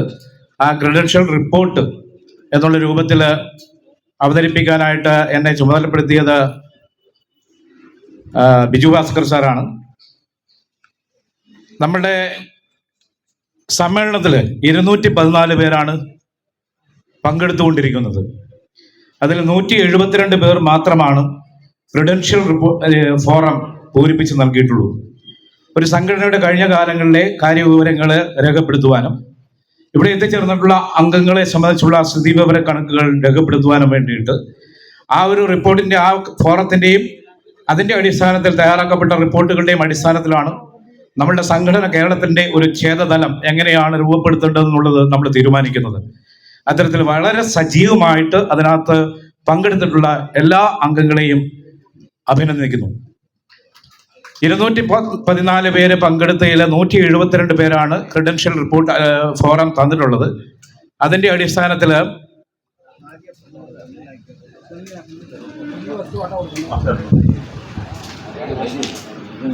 ഏറ്റവും കൂടുതൽ ഫോറം സമാഹരിച്ച് തന്നിട്ടുള്ളത് കോഴിക്കോട് ജില്ലയാണ്. 32 പേരുടെ ഫോറം ഇവിടെ എത്തിച്ചിട്ടുണ്ട്. രണ്ടാമത് കണ്ണൂർ ജില്ലയാണ്, 26 പേര്. ബാക്കി ജില്ലകളുടെ ക്രെഡൻഷ്യൽ ഫോറത്തിന്റെ നിലവാരം അവരവർ തന്നെ പരിശോധിച്ചാൽ മതിയാകും. ക്രെഡൻഷ്യൽ ഫോറത്തിന്റെ സജീവതയും ഗൗരവവും പരിഗണിച്ചുകൊണ്ട് അടുത്ത വർഷാവർഷങ്ങളിൽ വരുന്ന യോഗങ്ങളിൽ, സമ്മേളനങ്ങളിൽ അത് സജീവമായിട്ട് ഹാജരാക്കാനായിട്ട് ശ്രമിക്കേണ്ടതായിട്ടുണ്ട്. 42 പേര് വനിതാ അംഗങ്ങളായിട്ട് ഇവിടെ ക്രെഡൻഷ്യൽ ഫോറം എത്തിച്ചിട്ടുണ്ട്. റിട്ടയർഡ് ആയിട്ടുള്ള ആകെ 172 പേരിൽ 66 പേര് റിട്ടയർഡ് മെമ്പർമാരാണ്. അതായത് സർക്കാർ സർവീസുകളിൽ നിന്നും വിവിധ കാലങ്ങളിലായിട്ട് റിട്ടയർ ചെയ്തിട്ടുള്ള 66 പേര് ഫോറം എത്തിച്ചിട്ടുണ്ട്. നിലവിൽ സർവീസിൽ 172 പേരിൽ 105 പേര് സർവീസിലുള്ള ആളുകളാണ്. ബഹുമാനപ്പെട്ട സംസ്ഥാന കമ്മിറ്റി ഈ രേഖകൾ പരിശോധിക്കണം, ഈ റിപ്പോർട്ടും പരിശോധിക്കണം എന്നുള്ള അറിയിപ്പ് ഇതിനിടയ്ക്ക് നൽകുകയാണ്. അതിൽ 50 വയസ്സിൽ താഴെയുള്ള 67 പേര് ഈ സമ്മേളനത്തിൽ പങ്കെടുത്തുകൊണ്ടിരിക്കുന്നു. 50 വയസ്സിന് താഴെ എന്ന് പറയുമ്പോൾ യുവത്വത്തിൻ്റെ കരങ്ങളാണ്, യുവതയാണ് നമ്മളുടെ സംഘടനയുടെ മുന്നോട്ടുള്ള ഭാവിയിൽ നിർണായകമായ പങ്കുവഹിക്കേണ്ട ആളുകൾ എന്നുള്ള രൂപത്തിൽ 67 പേര് 50 വയസ്സിന് താഴെ പങ്കെടുത്തുകൊണ്ടിരിക്കുന്നുണ്ട്. 50നും 56 വയസ്സിനും ഇടയിൽ 40 പേര് പങ്കെടുത്തുകൊണ്ടിരിക്കുന്നുണ്ട്. അടുത്തൂണ് അല്ലെങ്കിൽ പെൻഷൻ സ്വപ്നം കണ്ടുകൊണ്ട് അത്രയും പേർ, 40 പേർ 172 പേരിൽ പങ്കെടുത്തുകൊണ്ടിരിക്കുന്നു എന്നുള്ള കാര്യം അറിയിക്കുന്നു. പെൻഷനേഴ്സ് ആയിട്ട് 172 പേരിൽ 65 പേര് ഉണ്ട്. 165 പേര് വെറും 65 പേര്. പിന്നെ ബ്ലഡ് ഗ്രൂപ്പ് രേഖപ്പെടുത്താൻ പറയുന്നിടത്ത് 3-4 ആൾക്കാർ ബ്ലഡ് ഗ്രൂപ്പ് പറഞ്ഞിട്ടേ ഇല്ല. ഒരാൾ അതിനകത്ത് വെറും പോസിറ്റീവ് എന്ന് എഴുതിയിട്ടുണ്ട്. അതെന്താണെന്നുള്ളത് മനസ്സിലാകുന്നുമില്ല. ഈ സമ്മേളനത്തിൽ പല മേഖലകളിൽ നിന്നും പ്രവർത്തിക്കുന്നവരുണ്ട്, പങ്കെടുക്കുന്നവരുണ്ട്. എഡ്യൂക്കേഷൻ ഡിപ്പാർട്ട്മെന്റ്, വിദ്യാഭ്യാസ മേഖലയിൽ നിന്നാണ് ഏറ്റവും കൂടുതൽ ആളുകൾ പങ്കെടുത്തുകൊണ്ടിരിക്കുന്നത് എന്നുള്ള കാര്യം അറിയിക്കുന്നു. അതിൽ ഒരു സ്ഥാപനത്തിൽ നിന്നും 14 പേർ, ഒറ്റ സ്ഥാപനത്തിൽ നിന്നും 14 പേർ പങ്കെടുത്തുകൊണ്ടിരിക്കുകയാണ്. ആ സ്ഥാപനം മറ്റൊന്നുമല്ല, Kelappaji college of agriculture engineering and food technology. അതിനകത്ത് മേധാവി കൂടിയായിട്ടുള്ള സിന്ധു ഭാസ്കർ മാഡം ഇവിടെയുണ്ട്. മലപ്പുറത്തുള്ള തവനൂരുള്ള Kelappaji college of agriculture and food technology എന്നുള്ള സ്ഥാപനത്തിൽ നിന്നും 14 ജീവനക്കാർ, അധ്യാപകരും അനധ്യാപകരുമായിട്ടുള്ള 14 ജീവനക്കാർ ഈ സമ്മേളനത്തിൽ പങ്കെടുത്തുകൊണ്ടിരിക്കുന്നു. പ്രിയമുള്ളവരെ, 1957 വിമോചന സമരത്തിനൊക്കെ മുമ്പ് ജനിച്ച 7 പേർ ഈ സമ്മേളനത്തിൽ പങ്കെടുക്കുന്നുണ്ട്. അതിൽ ഏറ്റവും പ്രായം കൂടിയ ആൾ എന്ന് പറയുന്നത് നമുക്ക് കിട്ടിയിട്ടുള്ള വിവരമനുസരിച്ച് മലപ്പുറം ജില്ലയിലെ കുഞ്ഞച്ചൻ പി കെ ആണ്. ദയവ് അത് ഒന്ന് എഴുന്നേറ്റ് നിന്ന് കഴിഞ്ഞാൽ ഞങ്ങളുടെ എല്ലാ ആദരവും ഒരു നല്ല കൈയടി കൊടുക്കണം. ഈ പ്രായത്തിലും നമ്മളുടെ സംഘടനയുടെ സജീവമായിട്ടുള്ള സഹകരണത്തിന് വേണ്ടി അദ്ദേഹം എത്തിച്ചേർന്നിരിക്കുകയാണ്. ഇവിടെ പങ്കെടുത്തുകൊണ്ടിരിക്കുന്നവരിൽ ഏറ്റവും പ്രായം കുറഞ്ഞ ആളെന്ന് പറയുന്നത് 1999 11-ാം മാസം 8-ാം തീയതി ജനിച്ച ആർഷ ഷാജിയാണ്. ആർഷ ഷാജി ഇവിടെ ഉണ്ടെങ്കിൽ ഒന്ന് എഴുന്നേറ്റ് നിൽക്കണം എന്നറിയിക്കുകയാണ്. അത് ആർഷ ഷാജി അല്ല, ഈ കേവലം 25 വയസ്സുള്ള ആർഷ ഷാജിയാണ് ഈ സമ്മേളനത്തിൽ പങ്കെടുത്തുകൊണ്ടിരിക്കുന്നത്. പ്രിയമുള്ളവരെ, ഫോൺ നമ്പർ കൊടുക്കാൻ പറഞ്ഞ സ്ഥലത്ത് 3-4 പേര് ഫോൺ നമ്പർ കൊടുത്തിട്ടില്ല. അത് രാജേഷ് ഓൾനടിയൻ സാർ സ്ഥിരമായിട്ട് വിളിക്കുമെന്നുള്ള പേടി കൊണ്ടാണോ അത് കൊടുക്കാതിരിക്കുന്നത് എന്നുള്ള ഒരു സംശയമുണ്ട്. എന്തായാലും അത്രയും പേര് അത് കൊടുത്തിട്ടില്ല. റിപ്പോർട്ടുകൾ സമഗ്രമാവണമെന്നുണ്ടെങ്കിൽ ബാക്കിയുള്ളവരുടെയും കൂടെ ക്രെഡൻഷ്യൽ ഫോറം കിട്ടുന്നതായിട്ടുണ്ട്. ലഭിച്ചിട്ടുള്ള 172 പേരുടെ ക്രെഡൻഷ്യൽ ഫോറത്തിനനുസരിച്ചുള്ള റിപ്പോർട്ട് സവിനയം സാദരം സമർപ്പിക്കുന്നു. നന്ദി സമ്മർ സാർ. അടുത്തായിട്ട് പ്രമേയം അവതരിപ്പിക്കുന്നതിന് ഡോക്ടർ ബൈജു ശശി സാർ ക്ഷണിക്കുന്നു. എല്ലാവർക്കും നമസ്കാരം. വേദിയിലിരിക്കുന്ന എല്ലാവരുടെയും പേരും എവിടെയാണ് സ്ഥലം, എവിടെ വർക്ക് ചെയ്യുന്നു എന്നെല്ലാം എനിക്കറിയാം. സമയമില്ലാത്തതുകൊണ്ട് അതൊന്നും പറയുന്നില്ല. ഓക്കെ, ഞാൻ മാത്രമല്ല, ഇതിനകത്ത് ദേവരാജൻ ചേലക്കൽ എന്ന സാറിനെ കൂടെ ഇതിനെ ഇൻട്രസ്റ്റ് ചെയ്തിട്ടുണ്ട്. ഒരു ചെറിയ കാര്യം ഒന്ന് അമുഖമായിട്ട് പറഞ്ഞിട്ട് ഇതിൻ്റെ പ്രമേയം അവതരിപ്പിക്കാനായിട്ട് ഓരോ ജില്ലകളിൽ നിന്നാണ് വിളിക്കുന്നത്. അവരൊന്ന് പ്രസൻറ്റ് ചെയ്യും, അവർ ഹൈലൈറ്റ് ചെയ്തോളും. ഒരു കാര്യം പറയട്ടെ, ഡോക്ടർ BR അംബേദ്കർ ഉള്ളത് കൊണ്ട് മാത്രം നമ്മളെല്ലാം ഈ വേദിയിൽ ഇരിക്കുന്നു, അതെപ്പോഴും മനസ്സിലാക്കുക. അതുപോലെ അയ്യങ്കാളി എന്നുള്ള മഹാൻ ഉള്ളത് കൊണ്ട് നെറികേട് കണ്ടാൽ നമ്മളെല്ലാം പ്രതികരിക്കും, അത് ഓർക്കുക. അതുപോലെ PV രാജൻ സാർ ഉള്ളത് കൊണ്ട് മാത്രം നമ്മളെല്ലാം ഒറ്റക്കെട്ടായി ഇവിടെ അസംബിൾ ചെയ്തിരിക്കുന്നു. അത് 2018-19 കാലത്തിലെ കോവിഡ് ആ മഹാമാരിയിൽ പോലും അവിടെയാണ് ഞാൻ PV സാറിനെ ആദ്യമായിട്ട് കാണുന്നത്. അന്ന് തൊട്ട് ഇന്നത് വരെ സാറിൻ്റെ ഓർമ്മകൾ എൻ്റെ മനസ്സിലുണ്ട്. ആ സ്പിരിറ്റോട് കൂടിയാണ് ഞാൻ ഇവിടെ വന്നിട്ടുള്ളത്. ശരിക്കും പറഞ്ഞാൽ ഞാൻ വണ്ടി ഓടിക്കുന്ന ആളാണ്. ഇടുക്കി എഞ്ചിനീയറിംഗ് കോളേജിലാണ് വർക്ക് ചെയ്യുന്നത്. അപ്പം എല്ലാ ആഴ്ചയിലും വണ്ടി ഓടിച്ചു പോകുന്നുണ്ട്. എൻ്റെ ഇടത് കാലൊക്കെ ഇപ്പം ഭയങ്കര തരിപ്പൊക്കെയുണ്ട്, ഇപ്പം വണ്ടി ഓടിക്കുന്നില്ല. എന്നിട്ട് പോലും ഈ മീറ്റിങ്ങിൽ ഞാൻ വരണമെങ്കിൽ എൻ്റെ സ്പിരിറ്റ് എത്രയാണെന്ന് നിങ്ങൾക്ക് മനസ്സിലാവും. 25 വർഷമായിട്ട് CET-ലുണ്ടായിരുന്നു. അതുകൊണ്ട് തന്നെ കേരളത്തിലെ എല്ലാ എഞ്ചിനീയറിംഗ് കോളേജിലെയും നമ്മുടെ വിഭാഗത്തിലെ SC/ST വിഭാഗത്തിലെ എല്ലാ ടീച്ചേഴ്സിനും എനിക്ക് നല്ല ഇതുണ്ട്. അവരുടെ ഗ്രൂപ്പ് ഫോം ചെയ്തിട്ടുണ്ട്. അതുപോലെ തന്നെ ലാപ്ടോപ്പ് എന്നുള്ള പറഞ്ഞ ഒരു ഗ്രൂപ്പ് വെച്ചിട്ട് ട്രിവാൻഡ്രം എഞ്ചിനീയറിംഗ് കോളേജിൽ ഈ 25 വർഷമായിട്ടുള്ള കുട്ടികളെല്ലാം എനിക്ക് തീർച്ചയായിട്ടും അറിയാം. അത് ഇങ്ങനെയൊക്കെ പ്രവർത്തിക്കുന്നുകൊണ്ടാണ്. അപ്പം അതേപടി ഈ വന്നിരിക്കുന്ന എല്ലാവരും അവനവൻ്റെ ഓഫീസിലെ നമ്മുടെ സഹോദരങ്ങളെ തിരിച്ചറിയാൻ വേണ്ടി ശ്രമിക്കുക നിങ്ങൾ ചെയ്യുന്നുണ്ട്. അതുകൊണ്ടാണ് ഇവിടെ വന്നിരിക്കുന്നത്. അതൊന്ന് കൂട്ടുക. ഇതൊക്കെയാണ് എനിക്ക് പറയാനുള്ളത്. പിന്നെ നമ്മുടെ ഇതിൽ എനിക്ക് ഏറ്റവും ഇഷ്ടം ഭയങ്കര ഒരു സംഘടനാ പ്രസ്ഥാനമായിട്ട് പോകുന്നു എന്നൊന്നും ഞാൻ പറയുന്നില്ല. പക്ഷെ ഒരു കോണ്ടാക്ട്സ്, ഒരു നെറ്റ്വർക്ക് കേരളം മൊത്തത്തിലും നമ്മൾ എവിടെ പോയാലും നമുക്ക് ഒരാളെ അറിയാം. ആ ഒരു രീതിയിലാണ് APOW ഇങ്ങനെ വളർന്നുകൊണ്ടിരിക്കുന്നത്. അത് നിങ്ങളെല്ലാവരും ഒന്ന് യൂസ് ചെയ്യുക. ആ ഒരു നെറ്റ്വർക്ക് നമ്മൾ എവിടെ ചെന്നാലും നമ്മൾ അഡ്രസ്സ് ചെയ്യാൻ, നമ്മളെ സ്വീകരിക്കാൻ ഒരാളുണ്ടാവും. അത് ഒന്ന് മനസ്സിൽ കാണണേ. ഇനി എഞ്ചിനീയറിംഗ് സംബന്ധമായി ഇപ്പോൾ അലോട്ട്മെൻറ്റും കാര്യങ്ങളൊക്കെ നടന്നുകൊണ്ടിരിക്കുകയാണ്. എന്ത് ഡൗട്ട് ഉണ്ടെങ്കിലും തീർച്ചയായിട്ടും ഗ്രൂപ്പിലൂടെ ചോദിക്കുക, ഞാൻ മറുപടി പറയാം. ഓക്കെ, ഇത്രയും പറഞ്ഞുകൊണ്ട് എന്നിൽ നിക്ഷിപ്തമായിരിക്കുന്ന കർത്തവ്യത്തിലേക്ക് ഞാൻ കടക്കുകയാണ്. നമുക്ക് പ്രമേയം അവതരിപ്പിക്കാനായിട്ട് നമുക്ക് ഒരു 7 ജില്ലക്കാരാണ് തന്നിരിക്കുന്നത്. ഒന്ന് മലപ്പുറം ജില്ല, ദെൻ കണ്ണൂർ ജില്ല, ദെൻ തിരുവനന്തപുരം ജില്ല, ദെൻ ഇടുക്കി, ദെൻ കാസർഗോഡ്, കൊല്ലം. അത് കഴിഞ്ഞതിന് ശേഷം ഇവരുടെ എല്ലാം പറഞ്ഞതിന് ശേഷം ഔദ്യോഗിക പ്രമേയമായിട്ട് ശ്രീ ദേവരാജൻ സാറ് ഇവിടെ അഡ്രസ്സ് ചെയ്യുന്നതായിരിക്കും. ഈ പ്രമേയം ആദ്യമായിട്ട് അവതരിപ്പിക്കാനായിട്ട് മലപ്പുറം ജില്ലയിലെ അവിടെ 4 പ്രമേയങ്ങളാണുള്ളത്. ശ്രീ രവിദാസ് സാറിനെ ആദ്യം ക്ഷണിക്കുന്നു. ഓക്കെ. എൻ്റെ പേര് രവിദാസ്, മലപ്പുറം ജില്ലയിൽ നിന്ന് വരുന്നു. ഒരുപാട് കാര്യങ്ങൾ ഞങ്ങളുടെ ബഹുമാനപ്പെട്ട സെക്രട്ടറി ഗോവിന്ദൻ സാർ വായിച്ചതുകൊണ്ട് ഞാൻ അതിലേക്കൊന്നും പോകുന്നില്ല. നമ്മെ സംബന്ധിച്ചിടത്തോളം ഒരു ചെറിയ കാര്യം പറഞ്ഞ് ഞാൻ വേഗം വിടുകയാണ്. മാറിപ്പോകാൻ പോലെ പോവുകയാണ്. നമ്മുടെ സംവരണ തത്വങ്ങളെ സംബന്ധിച്ചും മറ്റുള്ള കാര്യങ്ങളെ സംബന്ധിച്ചും ഒരുപാട് പറയാനുണ്ട്. നമ്മുടെ അട്രാസിറ്റി നിയമത്തെ സംബന്ധിച്ച് നമ്മുടെ ആൾക്കാർക്ക് എന്തായാലും ഇത്രയും നമ്മൾ എംപ്ലോയീസ് ആണ്, പെൻഷനേഴ്സ് ആണ്. അപ്പോൾ അവർക്ക് ഒരു കൈപ്പുസ്തകം, അതിനെ സംബന്ധിച്ചുള്ളൊരു കൈപ്പുസ്തകം ഓരോ ജില്ലയ്ക്കും പ്രദാനം ചെയ്താൽ അത് വലിയൊരു നേട്ടമായിരിക്കും. കാരണം നമ്മുടെ നിയമങ്ങൾ മിസ്യൂസ് ചെയ്യുന്നു എന്നുള്ളതാണ് ഞാനത് പറയുന്നത്. അപ്പോൾ അത് ബഹുമാനപ്പെട്ട സ്റ്റേറ്റ് കമ്മിറ്റി അതിലേക്ക് വേണ്ട ഒരു ശ്രദ്ധ കൊടുക്കണം എന്നുള്ളത് ഞാൻ പറയുകയാണ്. അതുപോലെ തന്നെ എനിക്കൊരു താഴത്തെ വായിക്കുള്ള പ്രമേയം എന്ന് പറഞ്ഞാൽ എയ്ഡഡ് മേഖലയിൽ തൊഴിലവസരങ്ങൾ നമ്മുടെ വിഭാഗത്തിന് ലഭ്യമാക്കുന്നതിനുള്ള സമര പരിപാടികൾ സംഘടിപ്പിക്കണമെന്ന് ജില്ലാ കമ്മിറ്റി പ്രമേയത്തിലൂടെ അവതരിപ്പിച്ചിട്ടുണ്ടെങ്കിലും എയ്ഡഡ് മേഖല പൂർണ്ണമായും PSCക്ക് വിട്ടുകൊടുക്കണം എന്നുള്ളതാണ് പറയാനുള്ളത്. ബാക്കിയുള്ളതെല്ലാം ഞാൻ പറഞ്ഞിട്ടുണ്ട് ഇതിനകത്ത്. പിന്നെ ഒരുപാട് കാര്യങ്ങൾ പറഞ്ഞിട്ട് ഞാൻ തൽക്കാലം നിർത്തുകയാണ്. നമുക്ക് സമയമില്ലാത്തതുകൊണ്ട് ഒരുപാട് കാര്യങ്ങൾ ഞാൻ അതിനകത്ത് എഴുതിയിട്ടുണ്ട്, നിങ്ങൾക്ക് ബോധ്യപ്പെടുത്തണം. അതുകൊണ്ട് ഞാൻ നിർത്തുകയാണ് തൽക്കാലം. നന്ദി സാറേ. അടുത്ത് ഗോവിന്ദൻ എട്ടപ്പാട്ട് സാറും മലപ്പുറം ജില്ലയിലാണ്. ഗോവിന്ദൻ സാറും ക്ഷണിക്കുന്നു. ഗോവിന്ദൻ സാർ.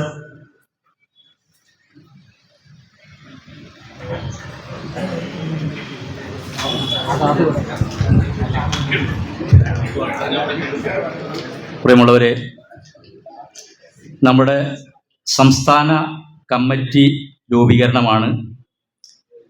അതുമായി ബന്ധപ്പെട്ടുകൊണ്ട് ഒരു പാനൽ അവതരിപ്പിക്കാൻ വേണ്ടിയാണ് ഞാൻ നിൽക്കുന്നത്.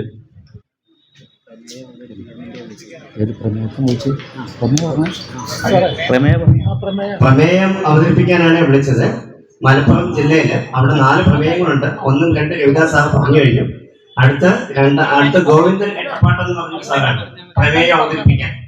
അതിനുവേണ്ടിയാണ് വിളിച്ചത്. ഇത് നേരത്തെ ഞാൻ പറഞ്ഞതായിരുന്നു. കേരള സംസ്ഥാനത്തിൽ 2ാം ഭൂപരിഷ്കരണം നടപ്പാക്കണം എന്നുള്ളതുമായി ബന്ധപ്പെട്ട ഒരു പ്രമേയമാണ് അവതരിപ്പിക്കുന്നത്. സംസ്ഥാനത്തെ ഭൂമിയില്ലാത്ത പട്ടികജാതി പട്ടികവർഗ കുടുംബങ്ങളുടെ സമഗ്രമായ സർവേ നടത്തി ഔദ്യോഗിക പട്ടിക പ്രസിദ്ധീകരിക്കുക എന്നുള്ളതാണ് ആദ്യമായി പറയുന്നത്. രണ്ടാമതായി, ഓരോ ഭൂമിയില്ലാത്ത പട്ടികജാതി കുടുംബത്തിന് കുറഞ്ഞത് 10 സെന്റ് ഭൂമി, പാർപ്പിട ഭൂമി, ഗ്രാമീണ മേഖലയിൽ കുടുംബങ്ങൾക്ക് ഉപജീവനത്തിനായി 50 സെന്റ് മുതൽ 1 ഏക്കർ കൃഷിഭൂമി വരെ അനുവദിക്കുക എന്നുള്ളതാണ്. അത്തരം 14 കാര്യങ്ങളാണ് നമ്മൾ ഈ പ്രമേയത്തിൽ സംസ്ഥാന സർക്കാരിനോട് ആവശ്യപ്പെടുന്നത്. അതിൽ പ്രധാനപ്പെട്ട 1-2 കാര്യങ്ങൾ പറഞ്ഞാൽ മതി എന്നുള്ളത് കൊണ്ട് മറ്റു കാര്യമൊന്നും പറയാം. നേരത്തെ ഞാൻ പറഞ്ഞു, നമ്മൾ ഈ പട്ടികജാതിക്കാർ ഒരു 10 സെന്റ് ഭൂമി വാങ്ങുമ്പോൾ ചിലപ്പോൾ അതിന് 4-5 ലക്ഷം രൂപ രജിസ്ട്രേഷൻ ഫീസ് കൊടുക്കേണ്ട ഒരു സാഹചര്യമുണ്ട്. അപ്പോൾ കേരളത്തിലെ പട്ടികജാതിക്കാർ ഭൂമി വാങ്ങുന്ന സമയത്ത് അതിൻ്റെ രജിസ്ട്രേഷൻ ഫീസ് 1% കുറച്ച് തരണം എന്നുള്ളതാണ് ഇതിൽ അവസാനമായി പറയുന്നത്. അതുകൊണ്ട് മുഴുവൻ വായിക്കേണ്ട എന്ന് പറഞ്ഞതുകൊണ്ട് ഈ പ്രമേയം ഇവിടെ അവതരിപ്പിച്ചതായിട്ട് അറിയിക്കുന്നു. അടുത്ത് തന്നെ മലപ്പുറം ജില്ലയിലെ രാഘവൻ PP എന്ന സാർ. മലപ്പുറം ജില്ലയിലെ രാഘവൻ PP. എല്ലാവർക്കും നമസ്കാരം. ഇവിടെ എനിക്ക് പറയാനുള്ളത്, എൻ്റെ പ്രമേയം എന്നത് പ്ലാൻ ഫണ്ട് നമ്മുടെ പഞ്ചായത്തുകളുടെ, അതായത് തദ്ദേശ സ്വയംഭരണ സ്ഥാപനങ്ങൾ, പഞ്ചായത്തുകൾ മാത്രമല്ല, കോർപ്പറേഷൻ, മുനിസിപ്പാലിറ്റി, അതുപോലെ തന്നെ ഗ്രാമപഞ്ചായത്തുകളൊക്കെ, അവരെ ഈ പ്ലാൻ ഫണ്ട് വിനിയോഗവുമായിട്ട് ബന്ധപ്പെട്ട കാര്യമാണ്. അതിൽ നമ്മൾ ഒരുപാട് കാര്യങ്ങൾ ശ്രദ്ധിക്കേണ്ടതുണ്ട്. നമ്മൾ ആരും ശ്രദ്ധിക്കാത്തൊരു മേഖല ആയതുകൊണ്ട് മാത്രമാണ് പറയുന്നത്. നമുക്ക് ആകെ കിട്ടുന്ന തുകയാണ്, അതുപോലും ചെലവഴിക്കാൻ കഴിയാത്ത അവസ്ഥ വരുന്നത് കൊണ്ട് മാത്രമാണ് പറയേണ്ടി വന്നത്. നമ്മളെ പഞ്ചായത്ത് രാജ് സംവിധാനം നിലവിൽ വന്നതിന് ശേഷം 95 മുതൽ നമ്മൾ ജനകീയാസൂത്രണ പദ്ധതി നടപ്പിലാക്കി വരികയാണ് കേരളത്തിൽ. പലപ്പോഴും നമ്മുടെ ജനങ്ങൾ ഭരണസമിതികളും മറ്റും ആസൂത്രണം ചെയ്ത് തയ്യാറാക്കുന്ന പ്രോജക്റ്റുകൾ നമുക്ക് പ്രായോഗികമല്ലാതെ വരുന്ന പ്രോജക്റ്റുകളാണ്. നടപ്പിലാക്കാൻ പ്രയാസമുള്ള പ്രോജക്റ്റുകളും ഉണ്ടാവും. ഇതെല്ലാം കൂടി വെച്ചിട്ട് നമ്മൾ പ്രോജക്റ്റിന് പൈസ മാറ്റി വെക്കുന്ന സമയത്ത് ആ പൈസ പലപ്പോഴും ലാപ്സ് ആവും. ഒരു കാരണം അത്. അപ്പോൾ നമ്മൾ പ്രായോഗികമായിട്ട് ഏതാണ് നമുക്ക് വേണ്ടതെന്നുള്ളത് നമ്മൾ കൃത്യമായിട്ട് നമ്മൾ തന്നെ ഇടപെടണം. ആ ഇടപെടാനുള്ള സ്റ്റേജ് എന്ന് പറയുന്നത് പഞ്ചായത്ത് ഓഫീസ് അല്ല എന്നുകൂടി ഞാൻ ആദ്യം പറയാം.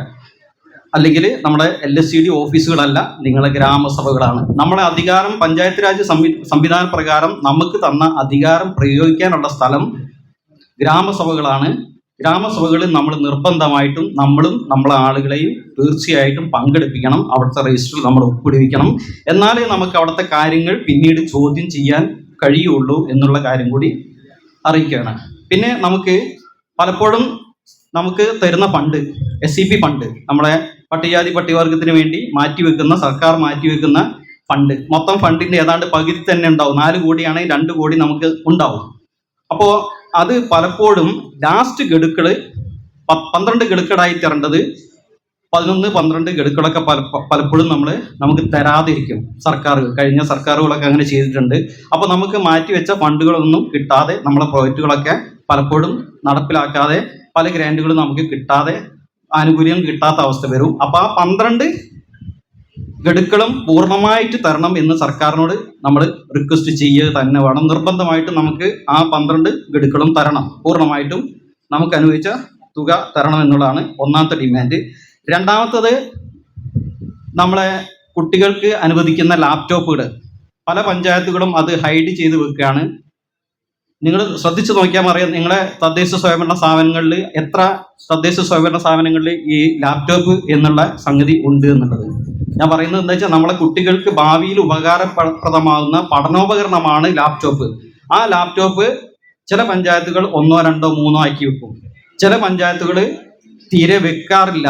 ചില പഞ്ചായത്തുകൾ അത് പെൺകുട്ടികൾക്ക് മാത്രം എന്ന് പറഞ്ഞൊരു 4, 5 വെക്കും. എന്ന് പറഞ്ഞാൽ തീർച്ചയായിട്ടും നിങ്ങൾക്ക് ഇത് തരാൻ തീരെ താല്പര്യമില്ല മക്കളെ എന്നാണ് അതിൻ്റെ അർത്ഥം. അപ്പോൾ അവിടെ നമ്മൾ ഇടപെടേണ്ട സ്ഥലം എന്ന് പറയുന്നത് നമ്മളെ ഗ്രാമസഭകളാണ്. ആ ഗ്രാമസഭകളിൽ നമ്മളെ ആളുകളും കൃത്യമായിട്ട് ഇടപെട്ട് ആവശ്യമായിട്ടുള്ള ഇത്തരം പ്രോജക്റ്റുകൾ വെപ്പിക്കണം എന്നാണ് പറയാനുള്ളത്. ഇതിന് വേണ്ടി ഈ ലാപ്ടോപ്പുകൾ എങ്ങനെ നമ്മൾ ഇടപെട്ടാലും തീർച്ചയായിട്ടും വെക്കൂല. കാരണം നമ്മുടെ കുട്ടികളെ കയ്യിലേക്ക് ഇതെത്താൻ താല്പര്യം പലപ്പോഴും ഭരണസമിതികൾക്ക് ഉണ്ടാവില്ല. കാരണം അവിടെ ഈ സവർണവൽക്കരണത്തിൻ്റെ ഒരു ഭാഗം തന്നെ ഉണ്ട്. എങ്ങനെയായാലും അത് പ്രവർത്തിക്കും എന്നുള്ള ഉറപ്പാണ്. അപ്പോൾ തീർച്ചയായിട്ടും നമ്മൾ ഗ്രാമസഭകളിൽ ഇത് പറയുകയും വേണം. പിന്നെ മറ്റൊന്ന് പറയാനുള്ളത്, നമ്മളെ ഭരണസമിതി അംഗങ്ങളിൽ 10% SC/STക്ക് റിസർവേഷനാണ്. ആ റിസർവേഷൻ കോട്ടയിൽ തീർച്ചയായിട്ടും ആളുകൾ കയറി വരും.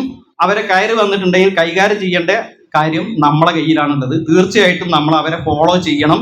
അവരുമായിട്ട് നിരന്തരം ബന്ധപ്പെടണം. ഏത് പാർട്ടിയോ ഏത് പതാകയോ ഒന്നും നമ്മൾ നോക്കണ്ട. നമ്മൾ തീർച്ചയായിട്ടും നമ്മളെ ആളുകളും അവരെ ഫോളോ അപ്പ് ചെയ്തിട്ട് തീർച്ചയായിട്ടും അവരെ കൊണ്ട് ഇത്തരം കാര്യങ്ങൾ ചെയ്യിപ്പിക്കാനുള്ള ത്രാണി നമുക്ക് ഉണ്ടാവണം. എന്നാലേ അവർ ചെയ്യുള്ളൂ. കാരണം അവർ പൊളിറ്റിക്കൽ പാർട്ടീൻ്റെ ആളുകളായിരിക്കും.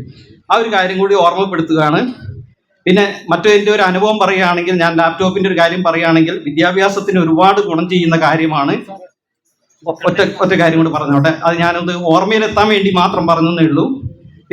ഞാൻ 400ഓളം ലാപ്ടോപ്പുകൾ കൊടുത്ത ഒരു ജീവനക്കാരനാണ് ഒരു പഞ്ചായത്തിൽ ഇരിക്കുന്ന സമയത്ത്. 100% ഞാനിരുന്ന പഞ്ചായത്തുകളിലൊക്കെ, പഞ്ചായത്ത് സെക്രട്ടറിയായിട്ട് വർക്ക് ചെയ്തതാണ്, ഞാനിരുന്ന പഞ്ചായത്തുകളിലൊക്കെ 100% SC/ST ഫണ്ട് ചെലവ് ചെയ്ത ആളുമാണ്.